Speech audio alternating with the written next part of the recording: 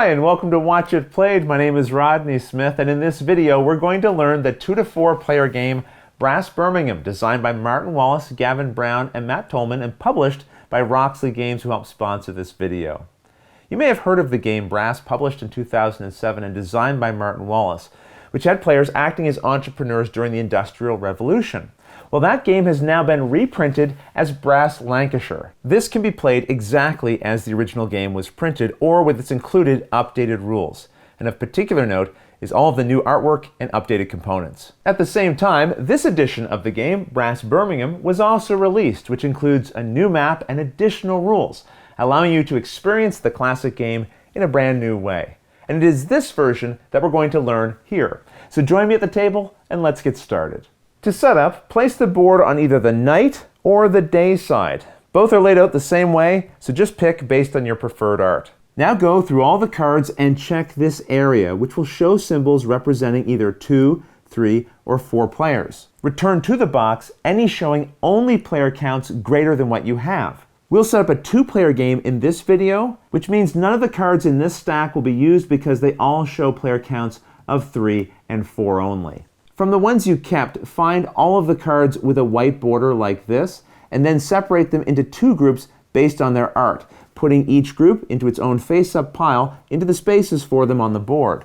Then shuffle all remaining cards into a face-down deck beside them here. These are the merchant tiles, and again, check the symbols here for the number of players, returning any that don't apply to the box. Some of the leftovers will be mostly blank, and that's okay. Shuffle all the ones you kept, randomly placing one face-up onto each of these merchant spaces that show your number of players. When you're done, in a 2-player game, you'll have tokens on these locations, while these ones will remain empty. Next to each placed tile is a space for one of these beer barrels. Put one of them there as long as the tile isn't blank. So in this situation, we'd leave the space here empty. On all of these spaces, except for the one with a dot at the bottom, place one of these black coal cubes so that when you're finished, it looks like this. Likewise, in this area, place one of these iron cubes on each of the spaces except for the bottom 2. Beside the board, put all remaining cubes, barrels, and these money tokens. And for the purposes of this video, I'll keep these components off screen and just bring them back in as necessary. Now each player will collect one of these double-sided mats. And aside from the time of day pictured, there's no difference between the sides, so just pick the one you prefer. Then take one of these character tiles in the color of your choosing and pick which side you want to keep face up. Again, this will have no particular effect on the gameplay, but you will then also need to collect all of these square industry tiles in the same color. And there'll be quite a few of them, and they are double-sided, as you can see. Stack all of these into the matching spaces for them on your player board, ensuring that the side with a black top half is face down. It will look like this when you're done. Near the board, also put all of these double-sided link tiles in your color, and collect 17 pounds from the general supply. Now draw 8 cards from the deck to form your personal hand, which you can always examine, but must keep secret from the other players. Also, draw an additional card unseen to place beside your mat as a personal discard pile. Next, put your victory point marker on this 0 space of the progress track, and your income marker on this 10 space. Finally, shuffle all the character tiles together, and then place them randomly onto the turn order track here. And that's the setup. In Brass Birmingham, players will take on the roles of competing entrepreneurs during the Industrial Revolution. And this is represented by 2 distinct eras that you will play. First, the Canal Era, and then the Rail Era.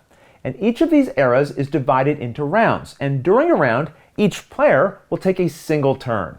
Turns will start with the player in the first position of the track here, and then will be followed by each other pictured player in this order. On your turn, you'll perform a total of 2 actions, except during the first round of the game, where each player will only perform 1 action on their turn. There are 6 different actions you can perform as shown on these reference cards, and there's one available for each player.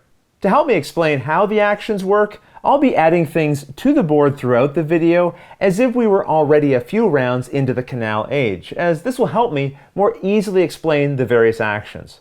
But first, let's start by taking a tour of the board. To begin, you will note that there are a variety of named locations printed on it, and many will have various printed lines between them. Some will show just a blue band representing a canal where boat tokens can be placed. Others have only a train track representing a railway where train tokens can be put. Some will have both types, meaning that the locations on either side can be connected by either a boat or a train. These modes of transportation are represented by double-sided link tiles like this, which will be placed on the paths to connect the locations on either side of them. In the canal era, which begins the game, you will only be able to place your link tiles with their boat side up, and these can only go onto paths that show a canal. So a tile like this could not be placed here, as it shows only rails, but it could go here or here, as this shows both. Two locations are considered connected if you can trace a route of link tiles between them, no matter the color.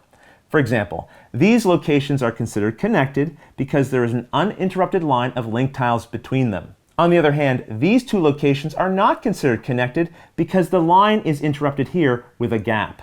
Although any player's pieces may connect two locations, a separate concept is understanding which locations are a part of something known as your network. A location is only considered to be a part of your network if it contains one of your industry tiles already, or if it's adjacent to at least one of your link tiles. It's also likely that another player's network, made up of their tiles and links, will also overlap into your network, and that's okay. For example, all of these locations are considered to be a part of this player's network because they either contain their industry tiles or they are locations adjacent to its links. A single player can even have several different networks on the board. Although these two locations are separate from the rest of this player's network, they are still considered to be a part of that player's network because, again, they either have an industry tile in that location or are adjacent to one of their player's links. With those basic ideas understood, let's go back to learning about the actions. But remember, during the first round of the game, each player will only perform a single action on their turn, but in all future turns, they'll perform two actions. Let's start with the build action, where you first discard a card from your hand into your personal discard pile. And there are 4 different types of cards you may have to use. If you see names printed in these areas, then it's a location card, meaning that you'll be able to build in that printed location no matter where it is on the board, even if it's not a part of your network or connected to anything else. This is a wild location. When you use it for the build action, pick any location to build in, even ones whose cards were removed from the deck. For example, in a 2-player game, these locations had all of their cards returned to the box. But when using a wild location card, you can still choose to build in them. The only exceptions are these 2 locations, which are known as farm breweries. They don't have names, and you cannot use wild locations to build there. This is an industry card. It doesn't show the name of a location. Instead, you can pick any location to put a tile in as long as that location is connected to your network and if it shows one of the card symbols here within one of its spaces.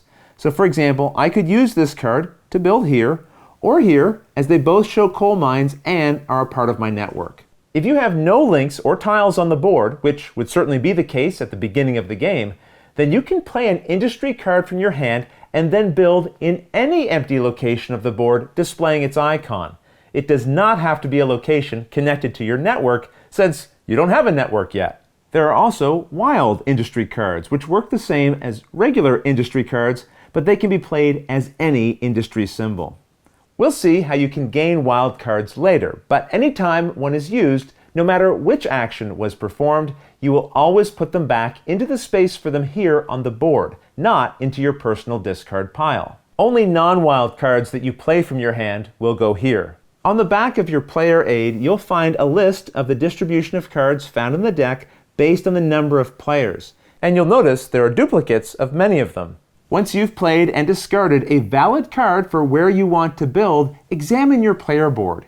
Here you'll find a variety of different groups of industry tiles, each with their own symbols and levels found in their upper left-hand corners.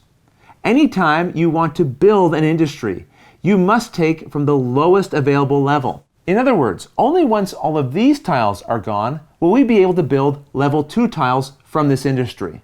Also, tiles with this black half moon to the left of their slot can only be built in the rail era, which comes later in the game, and ones with this blue half moon in their slot can only be built in the canal era, which we're currently in. If you used a location card for your build action, then you can claim the lowest level from any industry. But if you used an industry card, then the tile that you collect must match its symbol. In this case, I've chosen to play the Wolverhampton card, and I'm going to build this manufacturing tile. Once it has been collected, you then place that industry tile into the appropriate location following these restrictions. First, it must have a matching symbol for that industry within one of its spaces. If there's an empty space showing only its symbol, your token must be placed there first. However, if this space had already been covered, then you may place it into a space where its icon is sharing its symbol with another industry icon, like this one.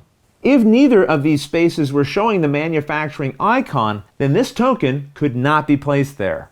Also, in the canal era, a player can never have more than one of their tokens within a single location. For example, once I build here, I cannot put another one of my tiles into this location, though other players certainly could. The industry token you are placing will also have a cost, which is shown to the left of its slot on your board. This will always show a certain amount of money, but also may cost either black coal cubes, orange iron cubes, or both, as we see over here for this tile. Money is paid from your personal supply, and this manufacturing token that I wanted to build will cost me £8. All money you spend in the game is placed on top of your character token. The cost also requires me to consume 1 coal cube, but this must be spent from the main board. To do this, after placing the tile I want to build, I must collect the cost in coal from the closest connected coal mine that still has cubes on it, no matter who owns it. So for example, by placing here, I can trace a line to either this coal mine or this one. But this one is closer, so I must spend the required 1 coal from here, returning it to the general supply. If this coal mine had been empty when I placed this tile, then I would instead take from this coal mine. If 2 different coal locations are equally distant from where the coal is needed, then the player can pick the one they wish to take from. I should also point out that once a coal mine tile no longer has cubes on it because they've all been spent, it flips over right away, giving its controlling player an immediate bonus to their income level, which is shown by this symbol. So this player would now move their income marker 4 spaces up. So their marker would move from here to here. Just keep in mind, your income can never be increased beyond this final space here. At the end of the canal era, flipped tokens, like this one, will be worth points for the player who originally built them, which is represented by this symbol here. So this is something to consider when you're consuming coal. Always claim cubes from your own mines when you can, so that you're helping yourself get closer to flipping your own tiles rather than helping to empty an opponent's. If you are placing a building and need coal to spend, but there are no mines with cubes connected to it, you can instead buy the required coal, as long as you can trace a connected line to one of the spaces on the edge showing this coal symbol and these double arrows. This is known as a coal market, which allows you to buy coal from here. You'll always take the required coal from the bottommost row, paying the cost shown to its left. So in this case, the coal I need to buy would cost me £1. A player needing to purchase coal later would then have to spend £2. In the event that all of the cubes have been purchased from the market, you can still always purchase coal at a cost of £8 each, which is shown here at the top. Some industries you would build, like this brewery, will require you to consume iron. Unlike coal, this cost can be taken from any tile on the board. It doesn't have to be the closest or even be connected to the location you are building on. This is because, unlike coal, historically iron was required in lower volumes and could be transported more easily. Now, if your action requires you to spend more than 1 iron, you can take them from the same or different tiles. And like coal mines, if you empty an ironworks of its cubes, you flip it over and its owner increases their income accordingly. If there are no iron cubes on any of the locations of the board, instead you can buy from the iron market. But unlike buying from the coal market, you do not need to be able to trace a route to any particular location to do this. Simply pay the cost of the lowest valued iron on this track and remove it from the board. You can also pay £6 per iron you need if its market is empty.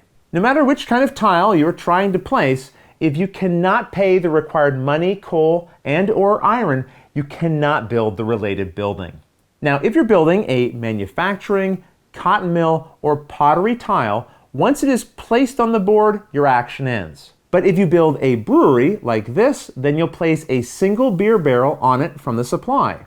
If you build a coal or iron works, place the number of cubes indicated in its bottom right-hand corner onto the tile instead.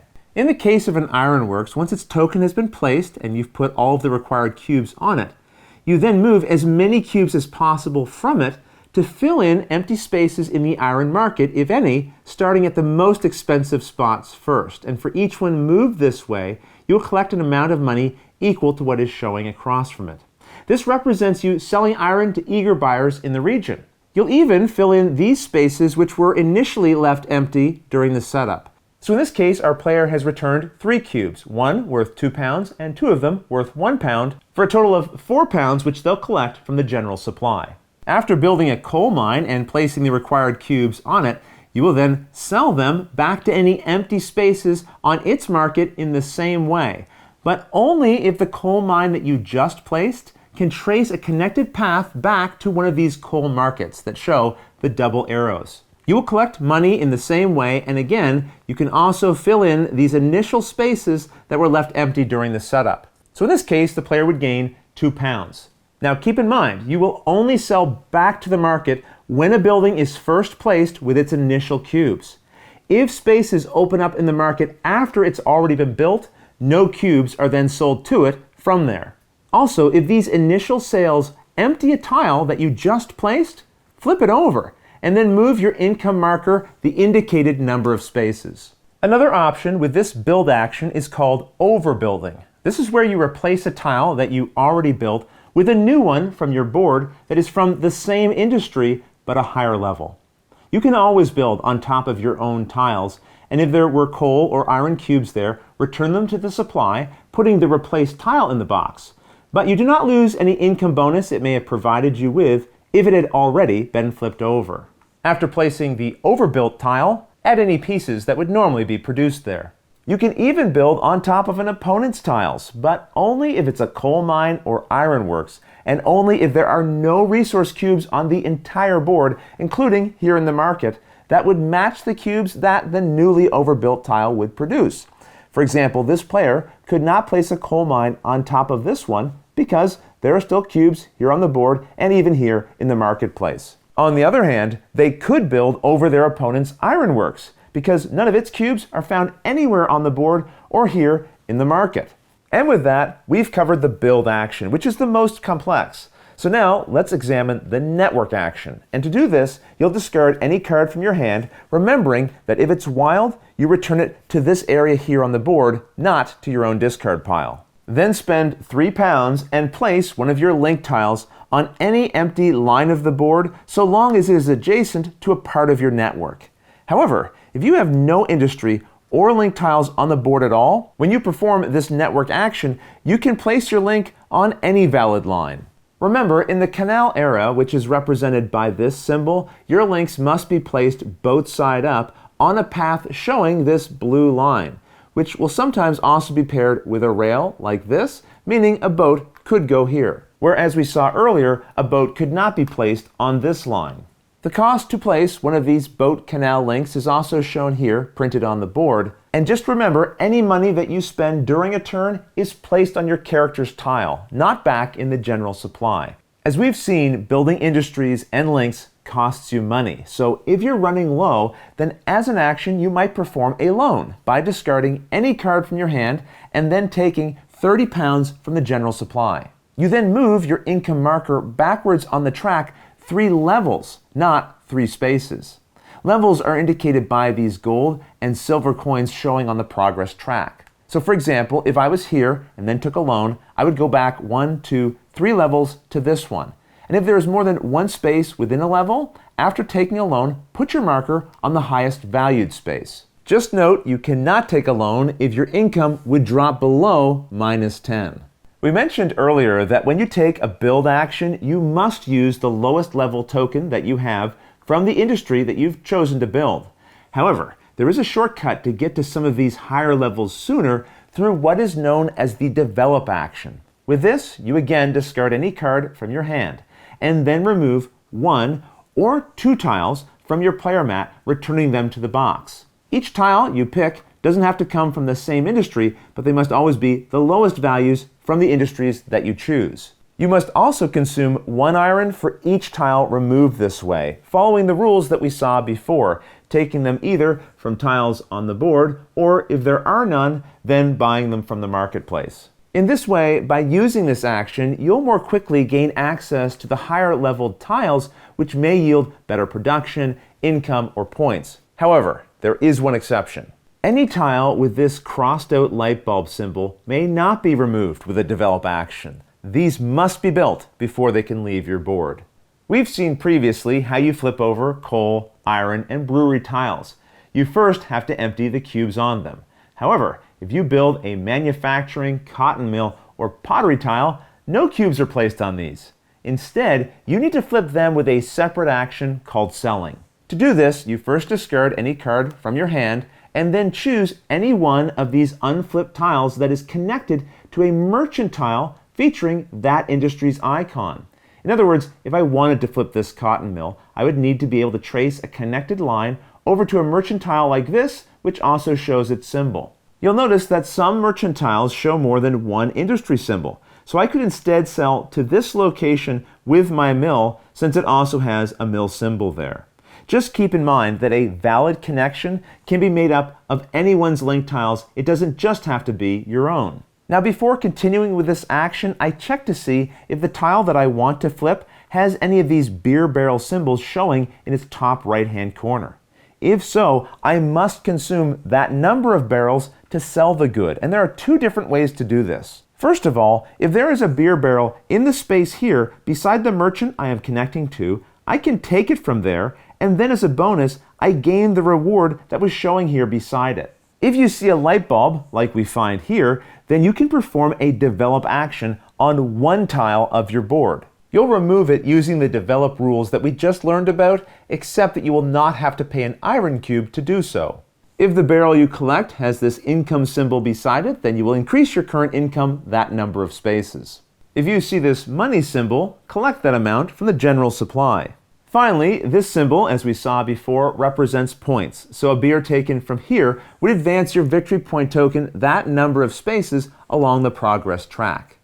Now, sometimes beer that you would need to consume will not be in the space adjacent to the merchant tile you're selling to, because perhaps somebody else claimed it first. Or maybe the industry you're trying to flip needs more than 1 barrel. Or perhaps you just want to get the barrel from somewhere else. In those cases, you also have options. If you had previously built any breweries that still have barrels on them, you can always pay beer costs by discarding these, even if that beer is not connected to a location where it needs to be consumed. Or instead, if an opponent has beer, you can also consume it from their tile, but only if it is connected to where the beer is required. In both of those cases, if taking a barrel would empty a tile, yours or an opponent's, it is immediately flipped over, and the player that owns the flip tile has their income increased by the amount shown here as usual. Either way, once any beer costs have been paid, the industry tile that you targeted with the sell action is flipped over, and you advance your income based on the value shown here as we've seen previously. After following these steps, within the same sell action as many times as you like, you can now repeat this process for any other of your unflipped industry tiles that could be targeted with the sell action, even those in a different industry than the first one that you sold. So for example, I could now also flip this tile, assuming that I have a connection to the related merchant and can pay the beer costs. Finally, we come to the scout action, where unlike the previous actions, you will not discard just 1, but instead 3 non-wild cards from your hand, placing them face up into your discard pile. You then take 1 wild location and 1 wild industry card. Just keep in mind you cannot perform this action if you already had at least 1 wild in your hand. And remember, Anytime you use one of these in the game, be sure to return them to their position on the board. Now that we've gone through all of the actions, I'd like to go back to a couple of concepts that we'll better be able to understand now, starting with farm breweries. These are the two unnamed locations on the board here and here. You may only build in these locations using either an industry card showing the brewery symbol or a wild industry card, and then only if you have one of your link tiles adjacent to it. This particular farm brewery is a little different as it appears to have a branching path. But a link here is considered to also be extending in this direction, so a second link is not required or allowed to be placed in this area. Though we've covered all the actions that you can perform, I should also mention that you can choose to pass for an action, but you will still need to discard one card for each pass that you perform. After completing your actions, you will then draw back up until you have 8 cards in hand, and then the next player will perform their turn following the turn order. Once all the players have taken one turn, it is now the end of the round, and you'll check to see how much money each player spent by counting the total on their character token. You then rearrange the tokens so that the player who spent the least is now first, down to the player who spent the most being last. If there's a tie, keep those tied players in the same order relative to their earlier placement. In this 2-player game, it's very simple. These two would just switch places. But let's say we had a third player who also spent as much money as the current first player. The second player, who spent the least, would now move into the first position, and these two would stay in the same positions relative to each other, with this player ahead of the one who had been previously further behind. Either way, once the order has been adjusted, remove all of the money from the character tokens and return them to the supply. With that step complete, each player collects an amount of money from the bank equal to their income level, which is shown by this coin symbol beside their income marker. So if I was here, I would collect £2 from the bank. If your income is instead negative, then you must pay that amount of money to the bank. If you don't have enough money to pay what you owe, then return one or more of your industry tiles from the game board back to the box until you can pay back what is needed. Link tiles cannot be removed for this purpose, only these industry tiles, and they'll be worth half their original cost in pounds. So by returning this coal mine, the player can pay back £2 of what they owe. Since they owed a total of £3, they'll need to remove another tile. This brewery will also provide them with £2, paying off their debt. You also keep any money that you collected in excess, but you are not allowed to remove more tiles than is necessary to just cover the amount that you owe. If you cannot remove enough tiles to pay what is required, you will lose a victory point for every pound you are short to a minimum of 0. If you would have to pay more than that, any extra is simply forgiven. With that, a round ends and a new one begins, with players again taking turns, performing 2 actions each, and then drawing back up to 8 cards at the end of their turn.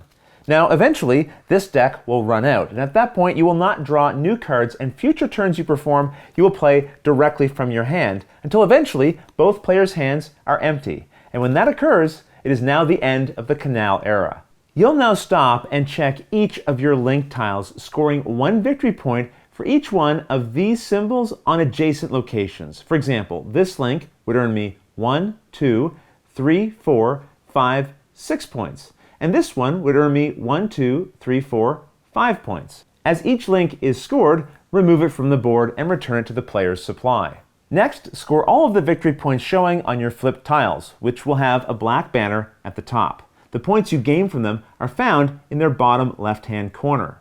Unflipped tiles will score you nothing. Now, remove all industry tiles from the game board with this level 1 symbol in the top left-hand corner, returning them to the box. Their technologies are outdated, and these have closed down. Any level 2 or higher industries will remain on the board for the next era. Note that level 1 industries still on your player board are not automatically removed. They will stay where they are. Next, place 1 beer barrel on each empty barrel space beside non-blank merchant tiles as you did during the setup. Then, collect all of the players' discard piles together and shuffle them into a new face-down draw deck. As before, you'll place it here on the board and then deal 8 cards to each player as their starting hand for the new era. For the rail era, you will not begin with a card face down in your discard pile. Instead, it will get created as you discard cards for your first actions. This era will now play out just like the Canal era did, but with a couple of changes. First, remember that industry tiles with this Canal Era symbol beside them on your player board can no longer be built during this Rail Era.